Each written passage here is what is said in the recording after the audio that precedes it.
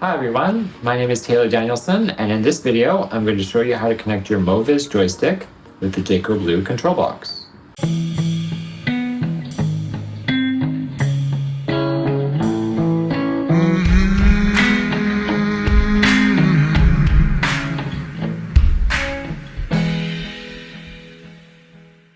Jaco Blue supports a variety of Mo-vis joysticks as long as they have an analog DB-9 connector. This setup with an external Mo-vis joystick gives you more versatility in allowing you to choose a joystick that works for you and your needs.